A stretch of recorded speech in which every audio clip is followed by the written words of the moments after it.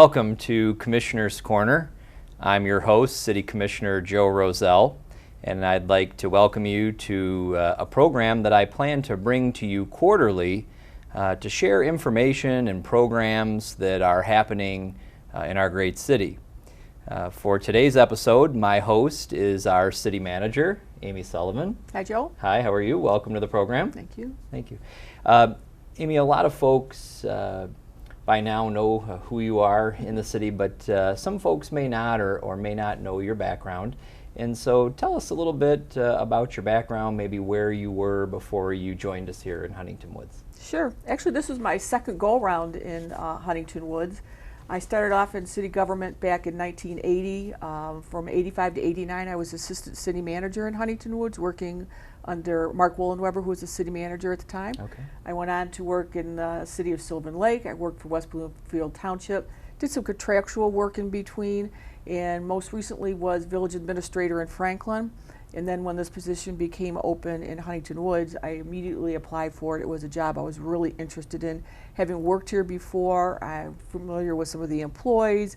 I know the high level of civic engagement they have here, the men's club and their organization. Sure. And what a benefit they are for the city. So I was really pleased when I was selected, so that I felt like I was coming back home. Yeah. It's a great fit. Yeah, it was interesting here as the assistant and then able to kind of come back later as the manager. And I'm sitting on the other side of the desk. Right. And Huntington Woods is a great city, and lots of folks tell me that once they live here, they can't imagine living anywhere else. And I hear that a lot from employees too, that they really do enjoy working for the city. So we're glad that you found your way back to Huntington Woods. We have a great team of administrators, and it's I'm really pleased to be here. Yes. Amy, one of the things that the new commission's focused on is opportunities to increase and promote communication with residents. Let's talk about some of the communication programs and communication methods that the new commission is implementing, and maybe discuss how residents can sign up for those programs. That is a really big initiative for the city to increase communication. It's easier to make decisions when we have more resident input and more resident feedback, so we need to have residents informed about what it is, what policy decisions are being made right now. So the first thing I think that is probably got the best reach and the most information is a city e-newsletter that goes out via email. You can go to our website, which is www.hwmi.org, and there's a link for signing up for the newsletter. Just put in your email address, and then you'll get this weekly e-blast that not only gives you current events that are going on, but also will tell you what meetings and boards and commissions are meeting, with a link directly to the agenda, so we can get people as informed as possible. We also have really beefed up our Facebook page, so we have links to all the meetings on there, and then we post items of interest on there as they come up. We also have a Twitter account, which we had never had before. It's at HW City. You can sign up for that and get information via Twitter. We also have a couple of other communications that are run by our public safety department.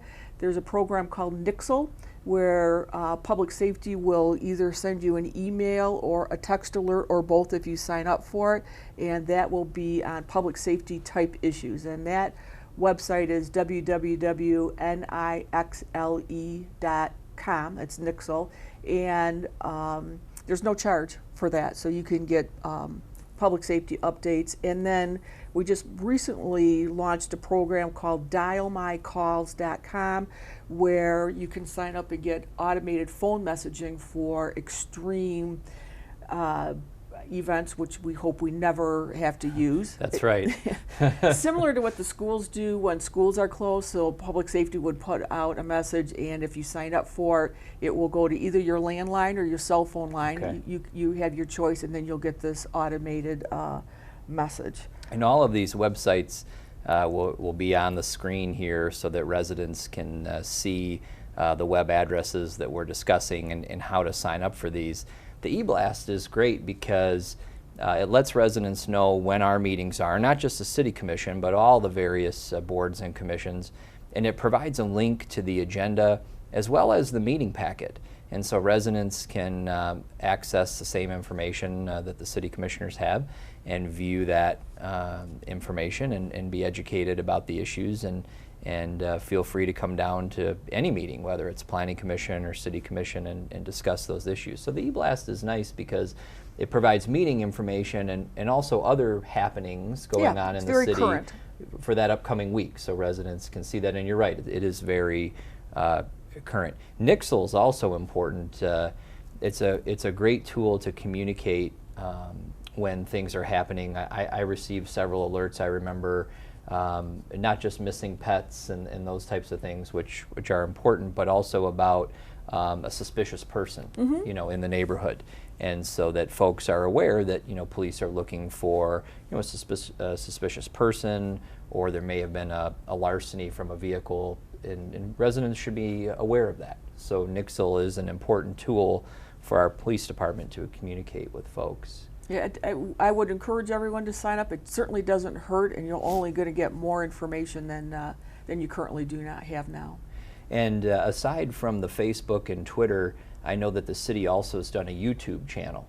Yes. And so residents who have maybe AT&T Uverse or satellite television and don't get the city's local government channel, they can watch the meetings through the YouTube channel. Yeah, meetings are also, there's a link to it on our website too, so if you go to our website you can also watch the commission meeting. The YouTube channel not only has the commission meetings, but it has other city-related programming. I know our DPW, our Environmental Advisory Committee, had some interesting programming and that you can watch on that channel as well. Plus, I believe this program will be on our YouTube channel Commissioner's Corner will also be on the YouTube channel for residents to watch in case they catch the program on cable television midway through and they miss a portion. They can always go online rather than wait for the program to replay.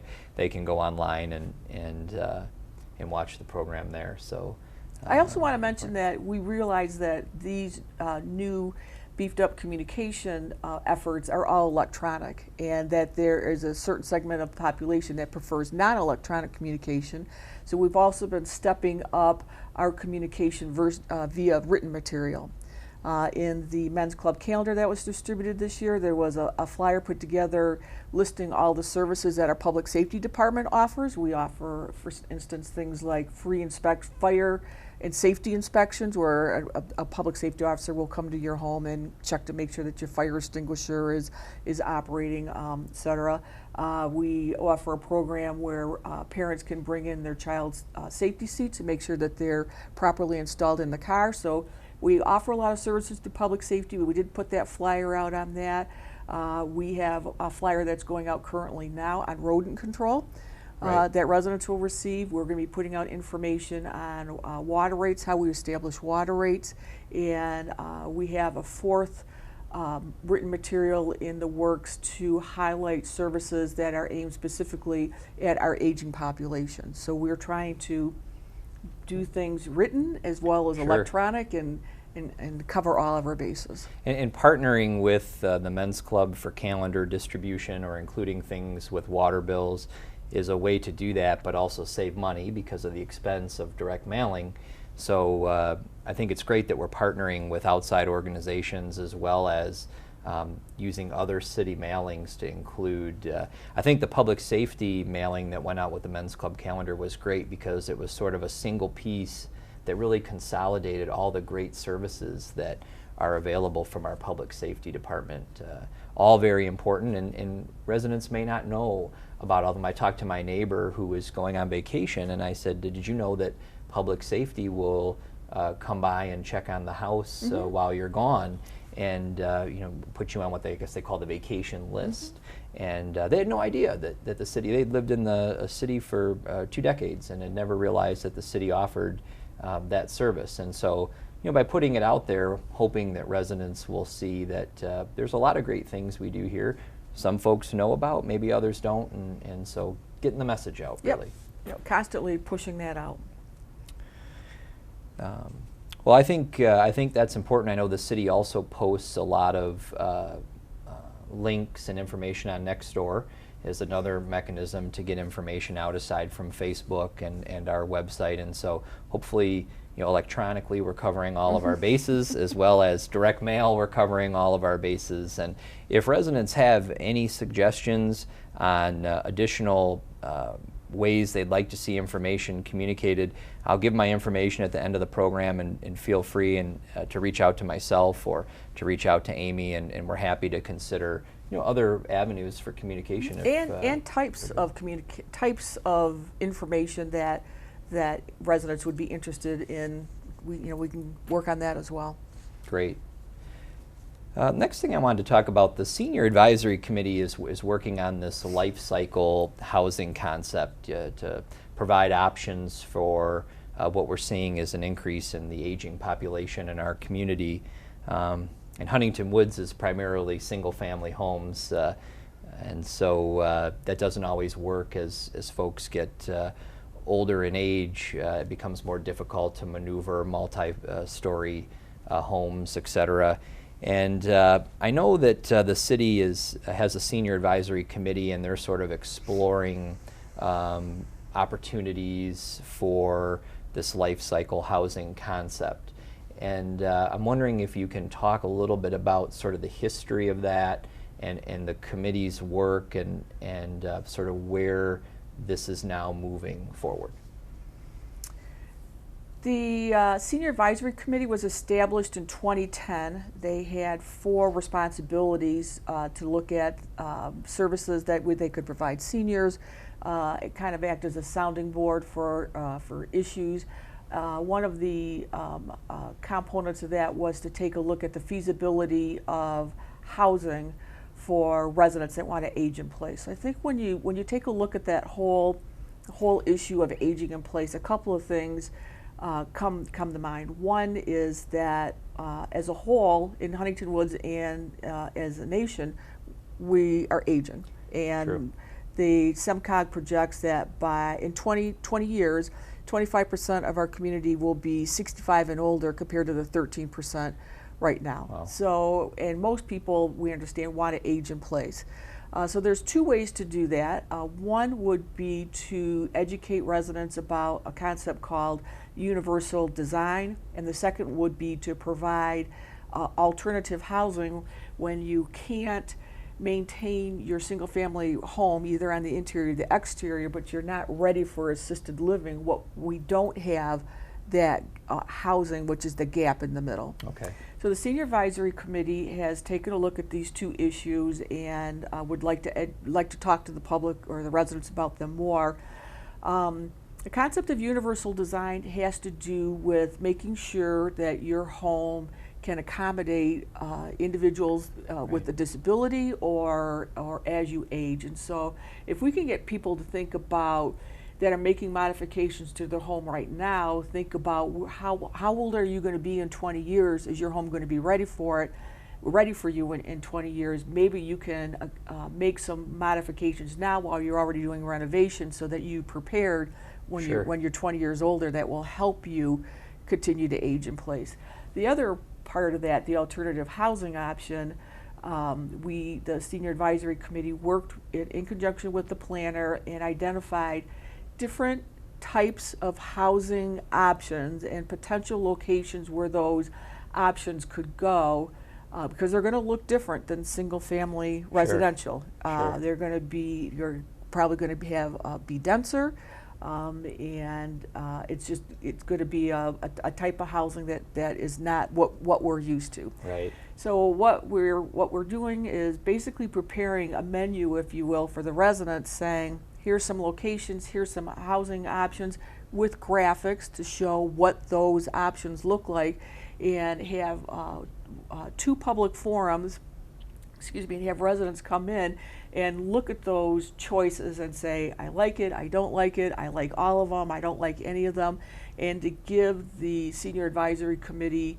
feedback on whether or not these alternative housing are things that we should pursue and look at, or whether it's so divergent from the character of our community being single family residential that that there's no interest in that. Right, and I think it's important that the residents understand that this is, no decisions have been made. I mean, nothing has been made, and that really what the City Commission is attempting to do at this point is engage the entire community, our senior population, and as well as our non-senior population, to see, is this a concept they support?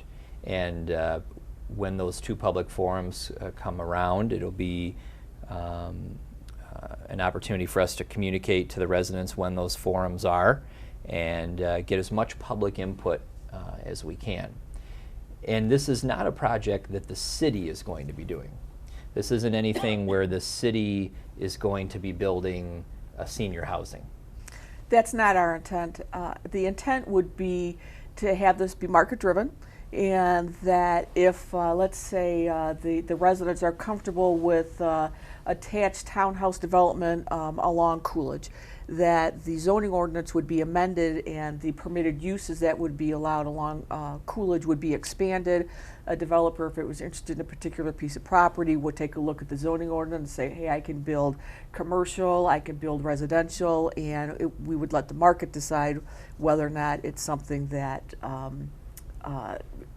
is going to be appropriate for Huntington Woods. So no, we're not getting into the brokering business. We're not talking about rezoning or taking properties. This is if that's the direction that we wanted to go, would be additional permitted uses within the community that developers could take advantage of if they thought that would going to work. So really what we're looking at is sort of, first engaging the community. Is this a concept that you feel belongs here, yes or no?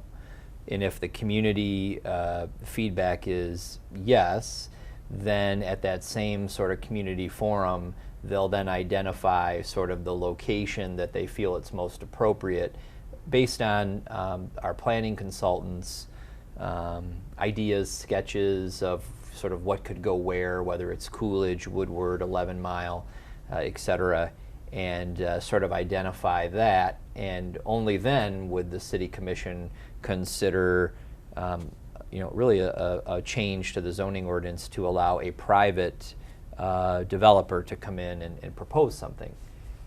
Yes, and I think it's going to be very helpful that we'll have graphics. So as I like to say, people will know what it looks like, because we talk about alternative housing, but everybody's going to have a different concept in their heads. Sure. So we'll have graphics to go along with that. We'll also, this will be the first time that we really introduce the concept of universal design. Yes. So it'll be educational as well, so we can get people thinking about that. And then the process would be if the concept of alternative housing or some part of it is something that the community wants to continue to look at, that it would move to the Planning Commission, because they're the body that deals with land use, and the Planning Commission would take on the process of actually kind of putting some details, exact locations, density, height, that type of thing. Okay. The Planning Commission would make recommendations to the City Commission, and ultimately it would be the City Commission's decision whether or not to amend the ordinance. But we're doing it very slowly, very deliberately, and very thoughtfully, so that the end product is something that fits with our city. Sure, and that's important.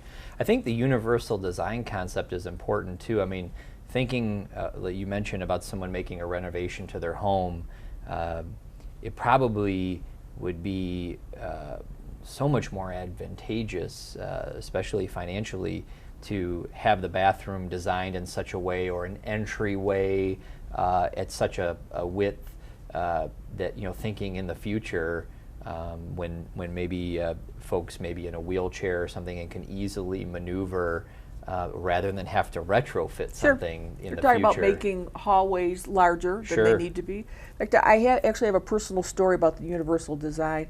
My husband and I did remodel our bathroom. We did it in January, and when we were talking to the contractor, I asked him about installing grab bars, because we got one of those bathtubs that's a little higher than usual to get in and out. And my husband said, no, they're unattractive. There's no way we're putting them in. And I'm thinking, yeah, but in 20 years, we may need that. And the end result was the contractor put extra bracing in the wall, gave us a diagram of where it is so we could add the grab bars great. at a later date. Sure. But had I not been working with the Senior Advisory Committee and talking about universal design, never would have thought of it. Right. So it really does have some practical applications, so that's one of the reasons why we want to get that message out, so people Yes. start thinking now, what kind of needs am I going to need in 20 years so that I can continue to remain in the community and what we call age in place. Right. Many of the homes built in the 20s, 30s, 40s, 50s, even into the 60s and 70s really weren't built with that in mind. So when and a lot of folks are investing in their homes, which I think is so important, and making those improvements. So universal design will be a great avenue to pursue with this as well. So that's great. So let's talk about Sam's Market, or what was Sam's Market. A couple meetings ago, the City Commission finalized the sale of that property to a city resident, and I know that resident really has some plans to improve that property and some new uses for it. So what can you tell us about sort of where that is in the process and what those uses will be and what the next steps are? Sure. We're very excited about this. The City Commission did authorize a purchase agreement with a resident. She is going to renovate both the inside and the outside of the building. Basically, it's a shell on the inside of the building. And her primary use is going to be a full-service beauty salon. It will be subdivided into a second use for a commercial or perhaps office. It hasn't been determined yet. She needs to find a renter for that.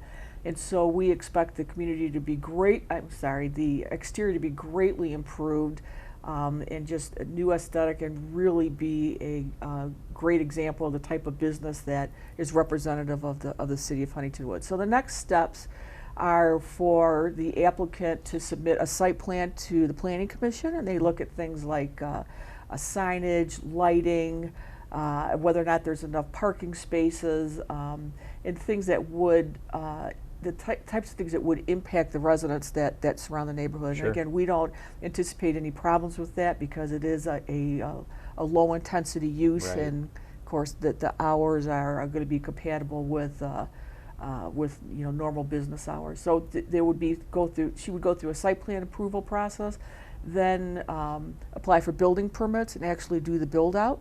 And at that point, we close on the contract, and she's up and operating, and we're really excited to see that improvement on our one of our exterior roads. Definitely, it's great to get the property back on the tax roll and back into private hands, and so the uses sort of one half beauty salon, and then the other half, not 100% sure yet, but could be something like an office concept or some other. Yeah, it has to be a use that is permitted within our zoning ordinance.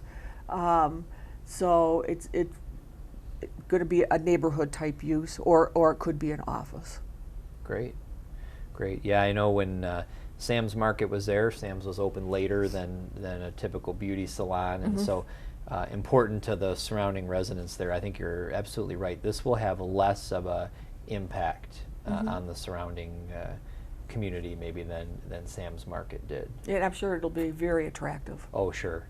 And 11 Mile is one of the borders of our community, and so having a nice business there that's successful will be great. And I know that there was a lot of studying done to sort of make sure that space is viable and sustainable, and there was a study done with Oakland County, correct, that looked at sort of this location and proposed uses and what they felt was sustainable and what wasn't. Yes, we did work with Oakland County. They helped the applicant first to make sure that it was a viable business plan, and then from the city's perspective, we wanted to make sure that it was a viable business, that once it went in, it was going to be sustainable, and they gave her and the city the go-ahead on both of those. So we're really looking forward to it. That's great. How long has Sam's been vacant? It seems like 5 years almost. You know, it was vacant when I got here 2 years ago. I don't know, yeah, but it was looking very like sad. Seems like it's been a while, and so very excited to have that redone and revitalized, and especially a resident of the city who I know will take a lot of pride in the business and the property, and so very excited to see that happening. Well, Amy, that's about all the time we have for today. Okay. And I want to thank you for taking time to join me on the program. If you missed the entire program, it'll be rebroadcast again on this channel, or as we discussed, it'll be available on the city's YouTube channel. And if you go to the city's website, which is on the screen right now, on the upper part of that website, you'll see a YouTube icon at the very top. And you can click on that YouTube icon and it will bring you right to the city's YouTube channel, where you'll be able to see today's program as well as city commission meetings and other programs of interest. If you have any questions about any of the items we discussed on today's program, you can contact our city manager, Amy Sullivan. Amy, would you maybe give folks your email address, Sure. which we'll put on the screen, and your phone number? They can reach me at A Sullivan, my first initial, my last name, A Sullivan at hwmi.org. Okay. And my direct line is 248-581-2632. Okay. And if you can also feel free to reach out to me. My email address is jrozell, R-O-Z-E-L-L, at hwmi.org, or you can reach me by phone at 248-719-9169. Thank you for watching, and we will see you next quarter.